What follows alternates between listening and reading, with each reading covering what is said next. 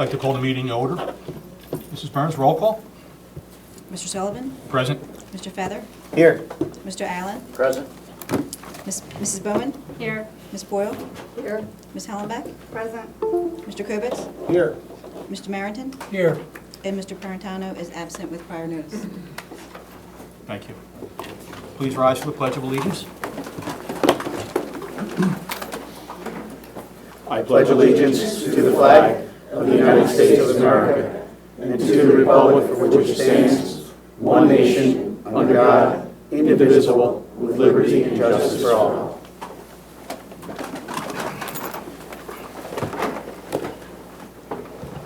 The board met in executive session this evening prior to this meeting to discuss matters of employment, issues related to labor relations, and matters related to potential litigation. The Neshaminy School District Mission Statement. The Neshaminy community builds futures by empowering each child to become a productive citizen and a lifelong learner. Mrs. Burns, any announcements? No announcements. Thank you. Mr. Jones, Superintendent's report. Good evening, everyone. We had a great weather day and a wonderful celebration for high school graduation last week. We congratulate our 600-plus seniors who are off to that next stage of life. And last night, we also had some of our Neshaminy students graduate out of the tech school, and that was a real nice program as well. And so we congratulate all of our young men and women who are off into the next stage and the next venture towards their further adulthood and contribution to our society. Ferdabar Elementary School and the Miller Elementary School, both schools here in our school system, had an interesting pen pal relationship. So they were actually, instead of going far, they stayed right here within the Neshaminy community. They communicated with each other, both with some of our newer technology, emails and videos, but also old-fashioned handwritten letters. And then ultimately they got together at the end of the year. It was kind of fun. The teachers thought it was a really nice experiment in terms of just working on communication skills, but then also having that face-to-face encounter. So that was fun. A buddy bench at Miller Elementary School. They're not the only ones with this buddy bench. I know Hoover has one, and at least one of our other elementary schools do. I'm sure we'll see them cropping up. The buddy bench project at Miller was a class project, first graders, and what happens is that the buddy bench is a great way to allow children to find new friends. If you're at recess and you're looking for a new friend, you sit on the buddy bench and somebody else comes up and asks you to join them in an activity and some fun during the recess time. So these are really nice to have, and our elementary schools are using them. Maple Point keeps raising money, and their big effort is with the cancer focus, and so Maple Point Curing Cancer with the Carl Dodgeball Tournament. This is, I think, the 6th annual tournament, and this year they raised $11,000 for that one-night event. Congratulations to all the participants there. 65 teams, 6 people per team. That's a lot of kids in the gymnasium playing dodgeball. 6th grade choral students here at Maple Point, another Maple Point story, and I think we talked about this one earlier at the holiday time, but again, to close out the year, the choral students here at Maple Point join up with some of our special needs students, autistic classrooms, and they join one another in a choral program that they perform for classmates, teachers, and administrators. And it was a wonderful event, and we thank Mrs. O'Neill for her work in making that happen. We have any number of authors visit our schools, elementary schools. Oftentimes, this time, Sandburg Middle School had an author visit, Lauren Magaziner, and she talks to the students about the writing process, just how difficult it is to come up with that final creative production. And it's good for our students to hear directly from the author. Sandburg Middle School, the Mason Chandler Allen Walkathon. This is the 2nd annual event here, and they raised $8,000 for the Mason Chandler Fund, a great focus for the community there at Sandburg. All of our middle schools had Move-Up Day last Tuesday. Nice ceremonies for all of our students to just recognize the fact that they've completed. For them, it was 3 years at our middle school programs, and then they'll be moving up to the high school, and those 4 years will probably go by even faster. Drama students at the high school welcomed Lou Volpe. Lou Volpe is a Truman High School, local high school teacher, drama teacher, who inspired the NBC TV series Rise. Again, a neat opportunity for our drama students to hear from him directly, ask him questions, and have conversation. Our AP environmental science students at the high school went and visited Tawanka School, a nice opportunity to do some cross-age instructional activities. And so I think it was our first grade class at Tawanka, who heard about lead poisoning from the AP environmental science students who studied that and wanted to share what they learned with those young students. And then finally, I'd like to highlight the fact that the Neshaminy High School Future Problem-Solving Team, comprised of seniors Caitlin Ballard, Jessa Robb, Rachel Honish, and Justin Harnishfeger, coached by Joe Pimble, they did better than 54 state and international teams, placing 4th in the entire world at the Future Problem Solving World Championship that was held in the weekend of June 9th in Wisconsin. So congratulations to that team representing this Neshaminy community really well out in Wisconsin and finishing 4th overall. That's my report. Thank you, Mr. Jones. And tonight, we have a budget presentation, overview of the 2018-19 operating budget by Mrs. Markowitz.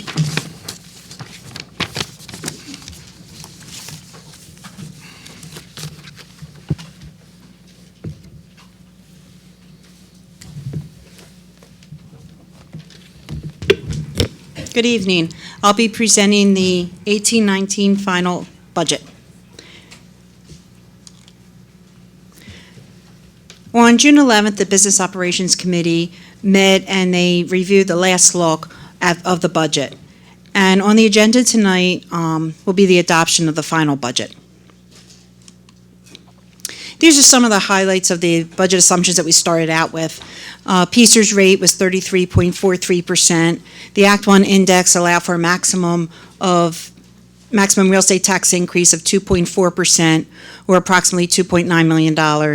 And originally, the state basic and special education subsidies were assumed to remain flat, but there will be an increase of $82,000. This is a list of significant cost categories: salaries, pension, health care, charter schools, special education, transportation, and debt service. These costs have an impact on the budget. And the next slide will show a better indication of this. As you can see, salaries are not included in this chart because it really skewed the scale. But you can see pension is really a main cost driver. And even though charter schools looks like it's low, it's really $2.5 million. And for the small number of students that go to charter schools, it's a large impact on the budget. And special education has increased over the last few years because we are taking back programs, bringing them back in-house. And the next slide will show a better indication of how PSERS is a main driver. This is the history and the future. So it goes back to 2005-06 when PSERS, the employer portion, was just under 5%. And as you can see, it goes up in 2022-23, the best numbers we have right now, it goes to 36.32%. In 2011-12 is when the increase started, and you can see that in the red circle, the steep increase over those years. The yellow arrow is the 18-19 budget. Even though it doesn't look like a steep increase or a large increase between 17-18 and 18-19, the two yellow dots, it really is a little bit over $1 million increase. And you can see it continuing to increase over the next 4 years. And to see monetarily the PSERS impact, in 13-14, it was $12.1 million. And it goes to $26.6 million in 18-19. Even though in 18-19 the increase isn't as large as the other years, it's still, as I said before, $1.2 million, which is still an impact to our budget. How did we close the gap between the proposed preliminary budget in January and now the final budget? The original gap was $8.1 million. And we spent months doing various phases of cuts and adjustments of close to $3 million, which left us a new gap of $5.1 million. We did add a tax increase to the index of almost $2.9 million, which left us a new gap on the final budget of $2.2 million. And in the past 2 years, we did use the committed fund balance to close the gap of $2 million, and we continue to do that now. We do want as a goal to stop using our dependency on the fund balance, on the committed fund balance. So it left us a budget gap of $269,000. And with a $180 million budget, we just about now have enough money, enough revenue to cover our expenses and support our budget. So changes to programming that save dollars. In transportation, we're able to purchase additional vans to allow the district to take back some IU contracted runs at a reduced cost. Again, I said before that we are bringing back special education programs. And this year we were able to bring back autistic support level 2 in elementary and middle school. And again, we had retirement savings, adjustment in salaries due to the breakage from retired senior staff to new teacher salaries. Some new academic initiatives or continued programming I'd like to highlight. The expansion of the AVID program. Expansion of the Bucks County College Senior Year Experience. Increased classroom technology in grades K through 12. Increased number of iPads in grades K and 1. And increased number of devices for high school students, Chromebooks in 9th grade. Continued preschool opportunities, possible increase in the number of classes. Updating language arts literacy program of Super Kids. We're going to be doing grade 2. This year we did grade 1. The following year we'll do kindergarten. And the reconfiguration of the delivery of instruction and increased teaching sections for English language development program. We looked at the academic initiatives and the good work we're doing with our students, but it's also important to maintain our facilities. This is a list of projects that we're going to be doing in 1819. It's part of our long-range facilities plan, and the Business Operations Committee and the Facilities and Planning Committee, they both saw the long-range facility plan at the meetings. And the board has worked to put $900,000 into the budget for these types of projects. And this year we have also, in addition to that, a one-time credit from Special Ed Services of $1 million. And we also were able to use $355,000 from only buying 6 buses and not 10 buses. So we did have extra money this year so we can do more of these projects. The changes in revenue. The local tax increase, as I mentioned earlier, of almost $2.9 million. And we did go for the allowable exceptions this year, as we did every other year, but we did not take them, as we did not in other years, of $753,000. And so it's an average residential assessment of $102 per year. The basic ed funding increased by $151,000, and the special education funding decreased by $68,000. This shows the revenues, and as you can see, local sources of the revenue are 74% of all of our revenues, and that's basically real estate taxes. And the state is 23%, which there's federal is only 0.7% and 0.1%. And 1.1% for committed fund balance and the assigned fund balance. So that makes up our revenues for the budget. This is looking at our expenditures by category.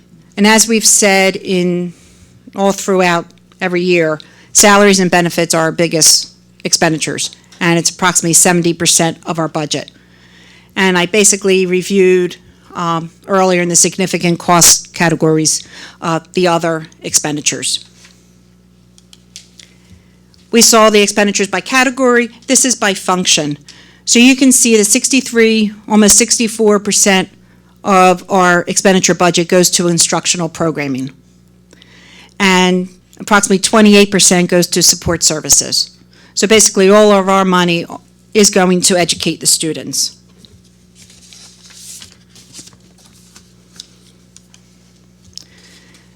This is a historical look and use of the fund balance. As you can see in the green box, that's our 18-19 budget. And the 18-19 expenditure budget is a slight decrease over the 17-18 budget. In the yellow, that's our fund balance. And as you can see, it's been decreasing throughout the years. It's down now to $2 million of committed fund balance from PSERS and $269,000 of assigned fund balance. And as I stated earlier, our revenues now almost cover our expenditures, except for PSERS, and which is our goal to decrease our reliance on the fund balance. Any questions? Barb, could you mention what is left in the PSERS reserve right now? It will be $8 million after we take the $2 million.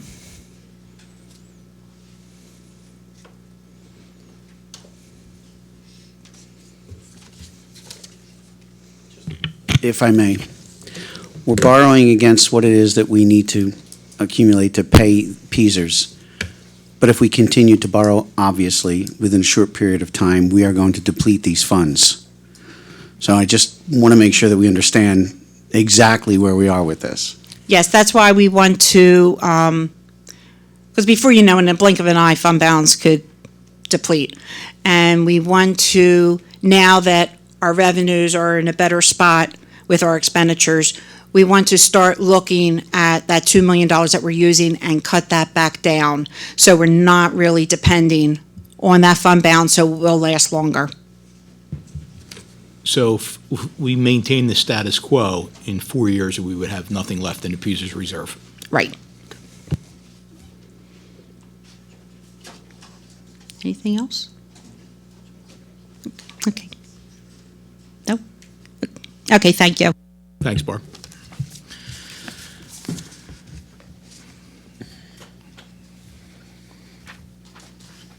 Is she going to take, you going to take the computer? Okay. All right, that.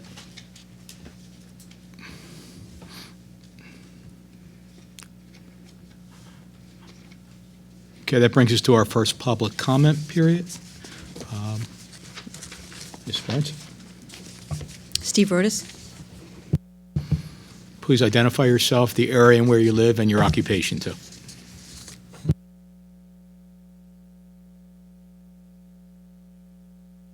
Good evening. I am Steve Rodas. I live in the villages of Flowers Mill in Langhorne. I am retired, essentially. I sometimes substitute teach in the high school.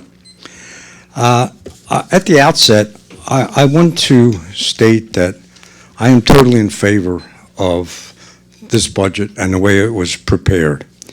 However, it appears that the PSERS cost increase is all ultimately blamed on the teachers and certified staff because they make up 70% of the salaries in the area, in the school district. And all the information regarding today's presentation and lately in the Courier, there's contained in only one sentence the fact that employees, these very same school teachers, their contributions also funds the PSERS. In fact, they contribute between 5.25% and 10.3% of their salary, depending on their date of hire. So I'd like to know from the board, when was the last face-to-face meeting or the next meeting with Frank Farry or Tommy Tomlinson, our local reps in Harrisburg, to press them on what they can do, such as stop paying commissions to ex-politicians to invest money, stop paying ex-sports figures to invest money. Just go to the local mutual funds that don't charge any fee, and they'll invest the money for you, and they'll have returns that are at least as good or better than what you're having. Total salaries have gone up 2% per year for the last 5 years, which is not a great amount. And what I would like the board to do is inform the public how much or what percent of the total amount of this $32 million is paid by the school board, the Commonwealth, and the certified staff. Because I don't believe it's all of that money coming from the school district. So, I want to review something with you, which I gave out 2 years ago in August. Let me explain to you the origin of these reserve funds. And all these numbers are from the district audited statements, which appear on the Neshaminy website. All of these increase in reserve funds arose during the 5-year impasse with the teachers. In the year ending June 30th of 2011, we budgeted for one amount, and we actually paid a lesser amount in keeping with the way budgets are supposed to be prepared in Pennsylvania. However, we were under-expensed because we never had a contract. We were always paying at the current contract, budgeting at a higher amount. So we saved $3 million in 2011, $3.3 million in 2012, $6.9 million in 2013, $5.8 million in 2014, and $5.653 million in the year ending June 2015. So the total savings to the Neshaminy School District, which dropped directly to reserves, was $25 million. And as I have pointed out, nearly all of the almost $25 million is from instructional programs, which are primarily salaries for regular special ed and vocational ed.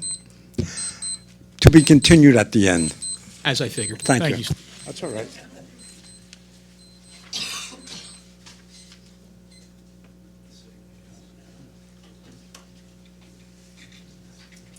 Okay. Since no one else is rushing up, that'll bring us to item 2 on the agenda for tonight, routine matters. I would like to make a motion to approve item 2.01, the minutes, 2.02, treasurer's report, 2.03, check register and procurement card purchases, 2.04, budget transfers, 2.05, investments. Can I get a second? Second. I have a little bit of a small issue with, it's minor, but it's with the Public Works session, 2017-2018. Again, small point of order. It says that Mr. Congdon called the meeting to order. So just for the sake of being Good pickup. up to date, perhaps we should change that. Otherwise, proceed. My apologies. Nah, thanks for pointing that out. All right, so we have a second. With that change. To amend the minutes. All in favor? Aye. All opposed? Any comments or questions? Already done. All right, motion passes 8-0. All right, personnel administrative, since Mr. Puritano isn't here.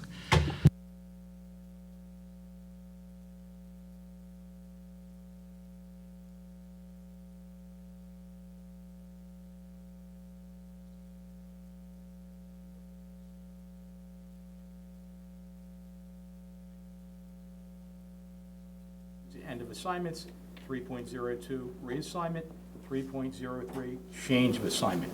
Can I get a second? Second. Second by Mr. Kovitz. Any comments, questions? All in favor? Aye. Aye. Opposed? Motion passes 8-0.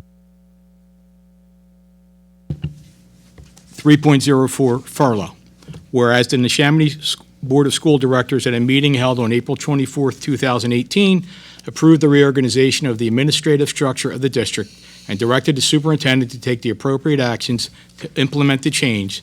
Now therefore be it resolved that the Neshaminy Board of School Directors hereby approves the furlough of Margaret Monahan, Curriculum Supervisor, effective June 30th, 2018. Can I get a second? Second by Mr. Allen. Comments, questions, observations? All in favor? Aye. Aye. Opposed? Opposed. 7 and 4, 1 against. Motion passes 7-1. All right. Personnel certificated. Like to make a motion to approve 4.01 retirements, resignations, end of assignments, 4.02 leaves of absence, 4.03 revised leaves of absence, 4.04 revised returns from leave, 4.05 appointments, 4.06 co-curricular appointments, 4.07 ancillary appointments, 4.08 ancillary appointments for summer work, 4.09 ancillary appointments, and that's it. Can I get a second? Second. Second for Mr. Kovitz. Any comments or questions? All in favor? Aye. Opposed? Motion passes 8-0. Personnel, Mrs. Hollenbeck?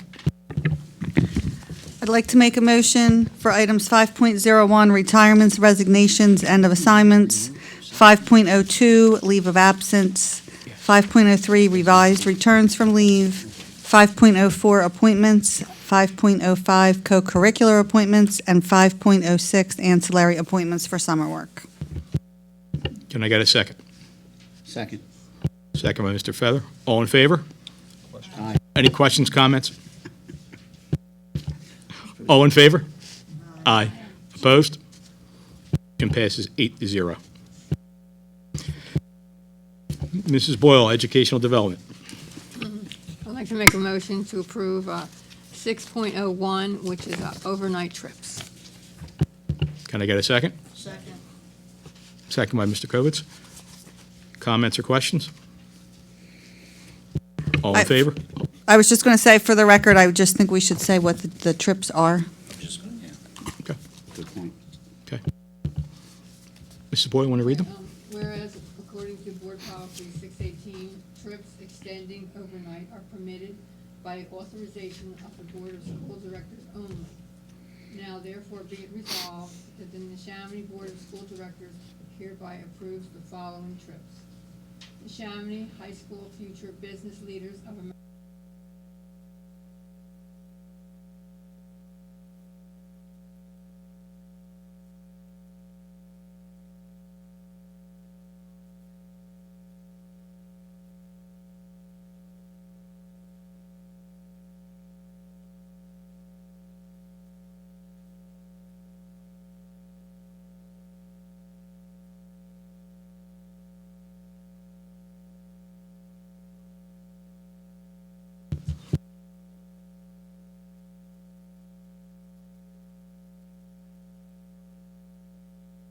Zero.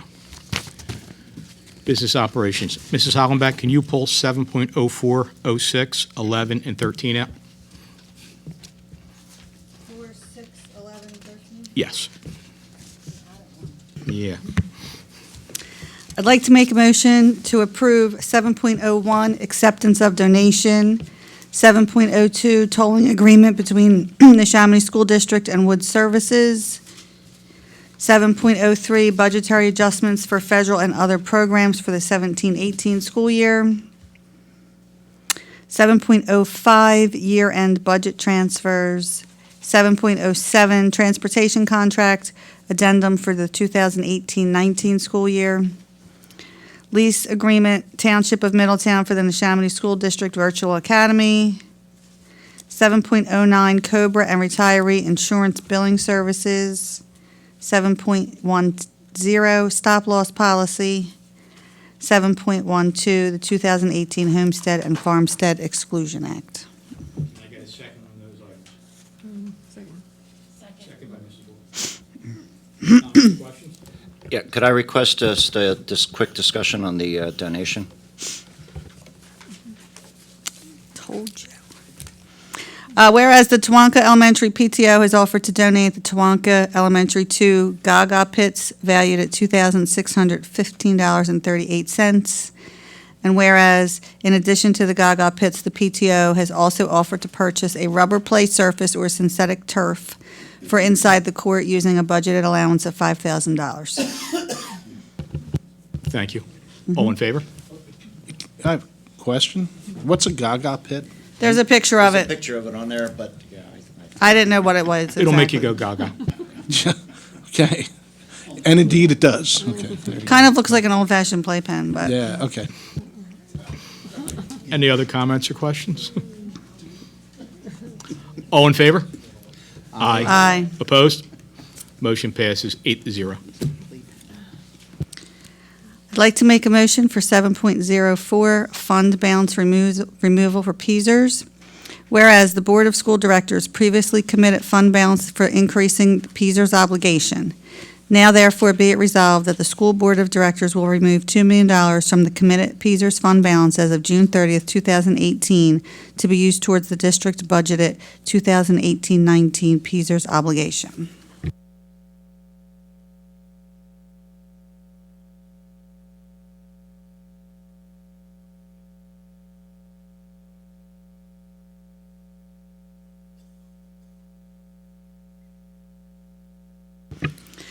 I'd like to make a motion for 7.06, which is the Aramark contract for food service management 2018-19. Oh, boy.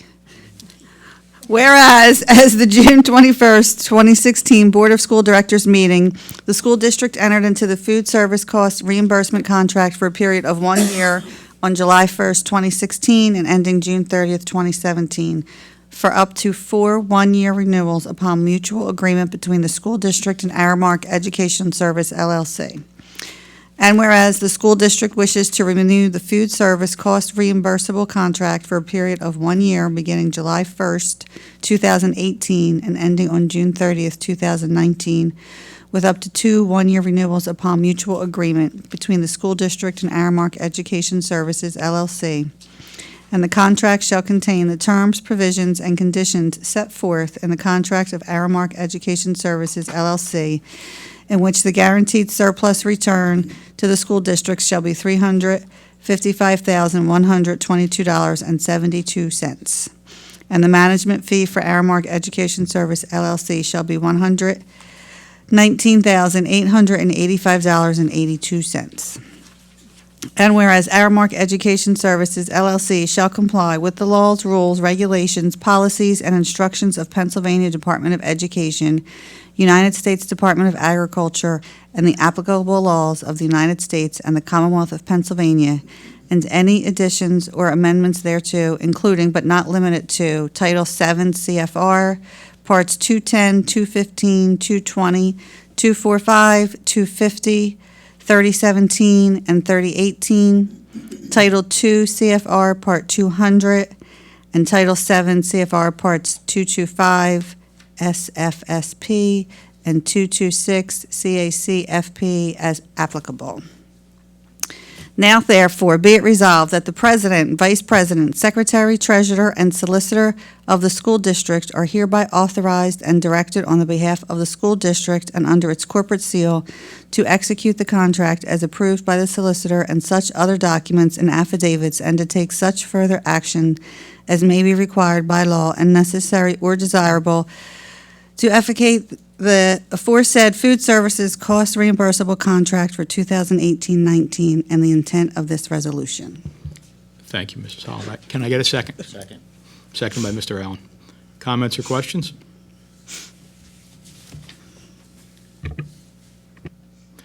All in favor? Opposed? Nay. Motion passes 6-2. Need a roll roll call call? on that. Okay. Mrs. Burns?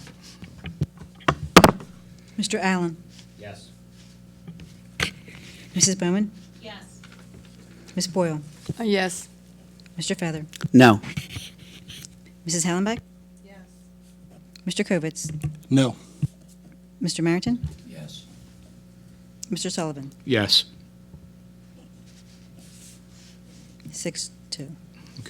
Thank you. 7.11, fund balance commitment for PESERS.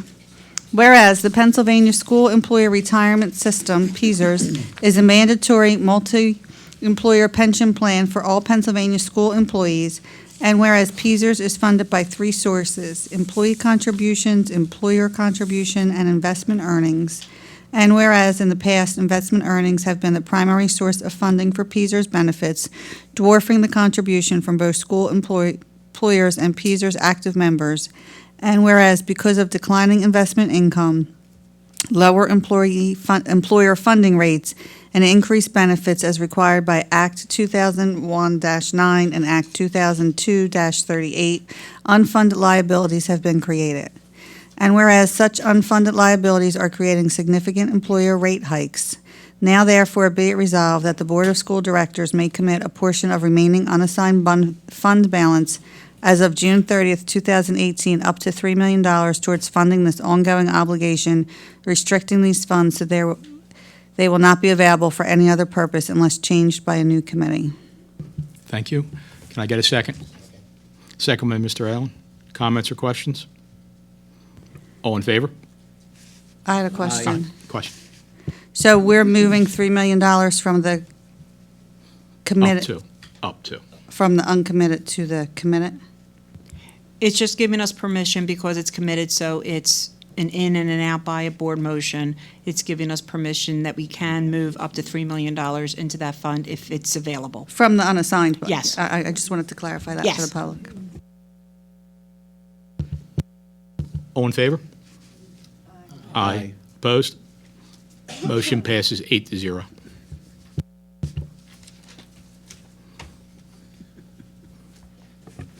Seven 7.13, the 2018-19 final operating budget. Whereas the Neshaminy Board of School Directors adopted a 2018-2019 proposed preliminary budget from the administration on January 23rd, 2018, and the board has reviewed and adopted a preliminary budget on February 13th, 2018, and subsequently adopted a proposed final budget on May 22nd, 2018, all in accordance with Act 1 of 2006 and the Public School Code of 1949 as amended. And whereas notice of intent to adopt the budget has been duly advertised as required by law, and the budget was also made public throughout the process on PDE Form 2028 as required by law. And whereas, in accordance with the Pennsylvania School Code, the Board of School Directors must adopt a final operating budget for the 2018-19 fiscal year.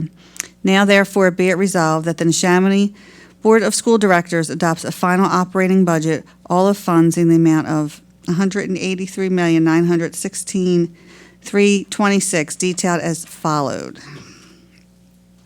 General funds in the amount of $177,278,120, and this is $1 million. Capital projects in the amount of $2,380,051. Federal and other programs in the amount of $3,507,335. Carryover purchase orders of $750,820. And be it further resolved that the capital projects budget will be funded from the Capital Reserve Fund. The federal program budget will be funded by specific federal grants. In the order to fund a general fund budget, the following taxes are hereby levied. Real estate tax is 159.5 mils. Interim real estate tax is 159.5 millions. Per capita tax, school code, $5. Per capita tax, Act 511, $10. Local services, formerly Opt EMS, is $10. Business privilege tax, 1 mil wholesale, 1.5 mils retail, $5 license fee. Mercantile tax, 1 mil wholesale, 1.5 mils retail, $2 license fee. Real estate transfer tax, 1%. amusement tax 10% as amended by law. Thank you, Mrs. Hollenbeck. Can I get a second? Second. Bowman? Go right to roll call, John. Roll call? Mr. Allen? Yes. Mrs. Bowman? Yes. Ms. Boyle? Yes. Mr. Feather? Yes. Mrs. Hallenbeck? Yes. Mr. Kovitz? Yes. Mr. Marrington? Yes. Mr. Sullivan? Yes. 8-0. Policy, Ms. Boyle? I'd like to You make don't get questions, comments, or Oh, I'm concerns? sorry. Questions, comments, or concerns? Thank you. I voted yes for this budget because I believe this is what is necessary and what we need to do. Unfortunately, previous boards have decided to not raise our taxes over small increments over the period of years when we could have done so and not be faced with what we're faced with now, which is raising our taxes over the last year and this year to almost the maximum that we could under Act 1. We're in a position now where we're borrowing money against our reserves, and if we continue to borrow money against our reserves, we are going to be depleted to a point where we're going to have to do something other than raise taxes. And that would result in programs, among other things. So I voted my conscience to approve this budget because I think it is what we need to do and it is necessary. So that's where I'm at.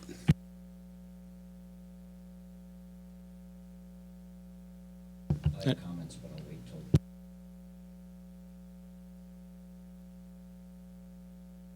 Nothing else? Policy, Mrs. Boyle? I'd like to make a motion to approve 8.01, which is Board Policy Series 900, which is Community, and also 8.02, which is Retirement of Existing NSD Policies. Can I get a second? Second. Second by Mrs. Hollenbeck. Comments or questions? All in favor? Aye. Opposed?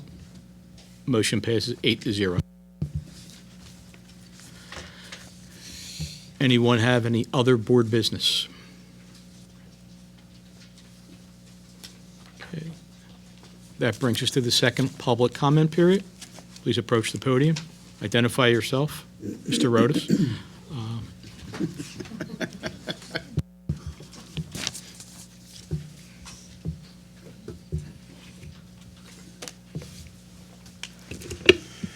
Okay, still Steve Rodas from Langhorne. Okay, previously in the first comment section, I explained to you where nearly all of the almost $25 million came from to increase the reserve funds.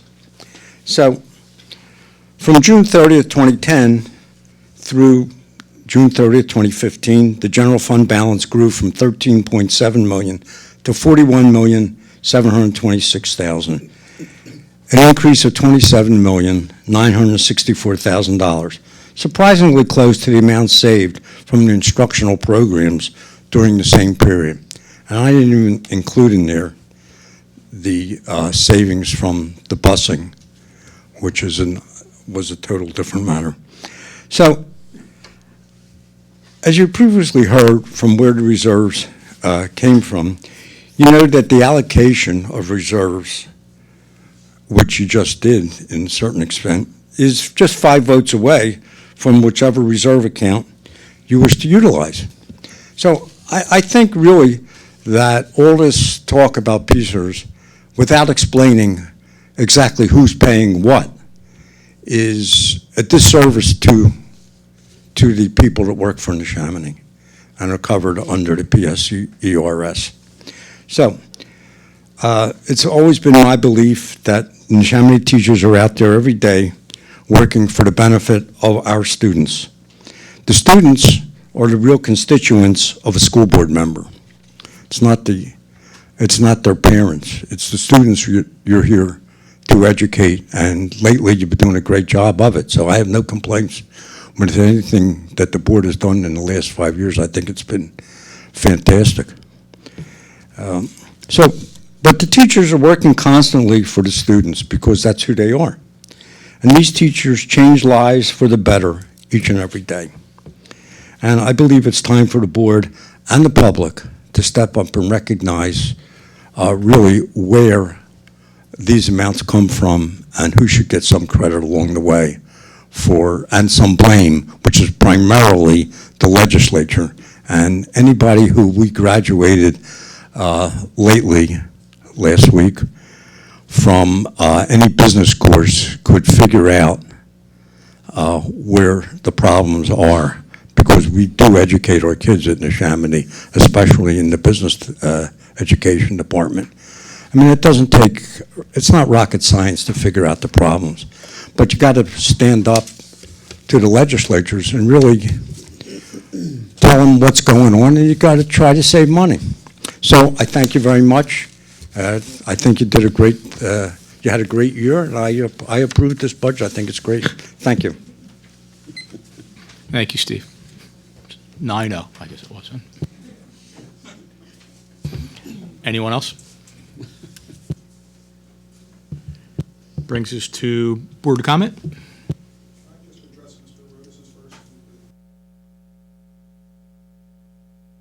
I just want to answer, Mr. Rodas, that presentation, when we talked about personnel, we didn't say certificated staff. The pie chart, the 70%, that's all of our personnel here in the district. It's not just the certificated staff. All of our staff are contributing to a PSERS fund, not just certificated staff. But you're correct. The funding of PSERS is multifaceted. The percentage that Mrs. Markowitz showed is a percentage that we are required to budget. We do receive revenue back for half of that amount, so the state pays half of that. The district pays half of that number, $26 million, so $13 million, and that the employee contribution is on top of that. So, for instance, that 10% number that you're talking about, we were in like the 30s now, right? So 30% of salary plus 10% of salary, you're almost up to 40% of an individual's salary is being contributed towards the funding for future obligations for PSERS. So what we show is most of it, but it's not the employee contribution. All employees are making those individual contributions that you talked about. Yep.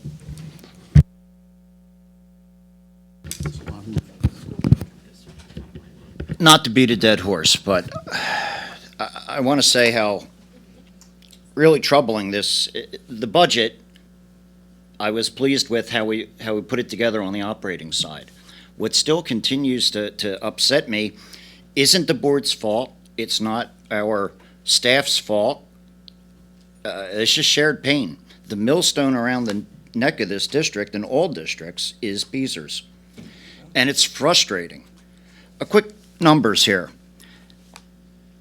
Back in 2011, 2012, with $69 million approximately in payroll, our PSERS obligation was about 8.5%, which was about $5.9 million.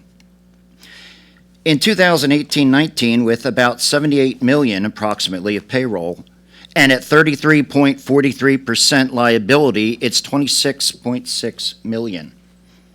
The state reimburses us half of that, so let's say that's $10 million. What could we have done with $10 million? And we sit here and we're faced with cutting programs. We sat at our business op meeting and bandied about different ideas, and God, I just hate to even consider that. And what it comes down to is if we are going back to the taxpayers and asking them to increase their investment, and that's what it is. This is an investment in the school district that we all share because we believe in public education. We believe, and I believe, that it's the education of our students that helps better our society. And you have people on fixed incomes that are struggling now, and we're coming to them and saying, well, it's only 102.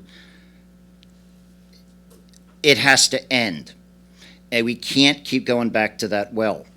You have to contact our legislation because they are the ones that can fix this. They're the ones that created this problem. They're the ones that made promises that they are not keeping and shuffled it back onto the school districts.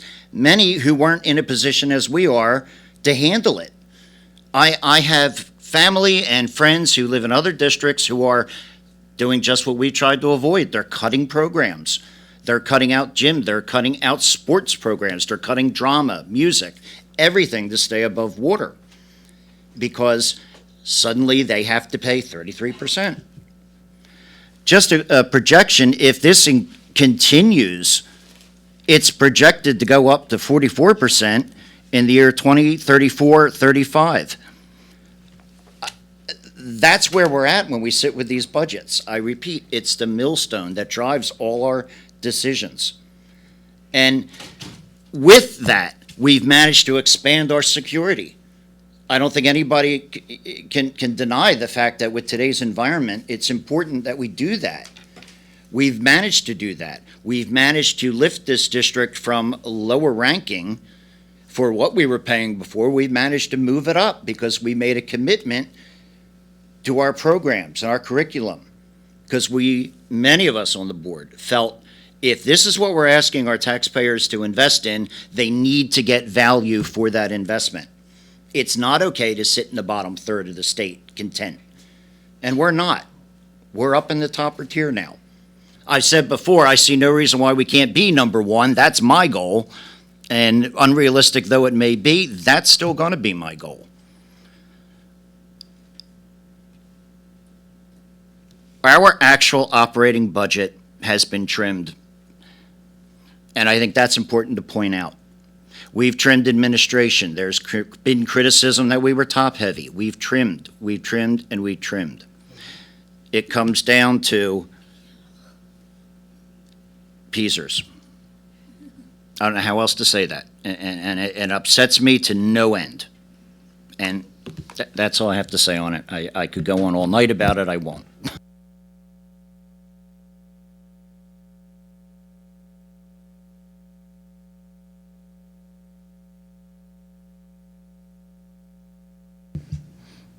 I'll go then. Want to go? Just a couple of quick things. I want to reiterate what Mr. Jones said. Graduation and all the move-up ceremonies were awesome. For all of the kids, I hope they are going to enjoy their summer. Make sure that they do their reading assignments and their math packets that are supposed to be done. In regards to the budget, I agree with Mr. Rodas. It is all about the children, and I do believe that we really look at that in regards to the programs and the things that we are still able to accomplish, keeping all of the children in mind. So I want everybody to enjoy their summer. Thank you.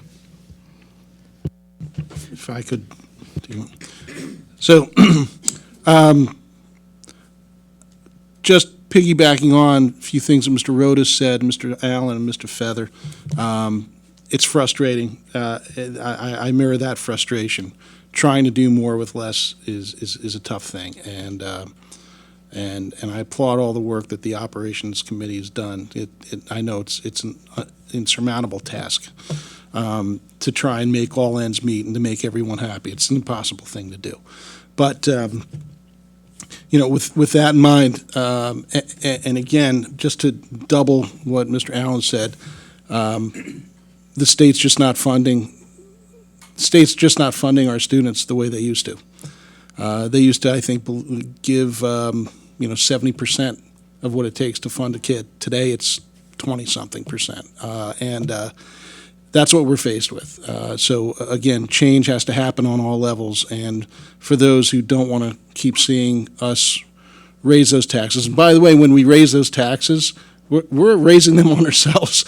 We don't get a get out of paying taxes free card. We're increasing our own outlay, but it's what we need to do. And yes, I too am sensitive. I know that there are people on fixed incomes in this community that may be affected by it.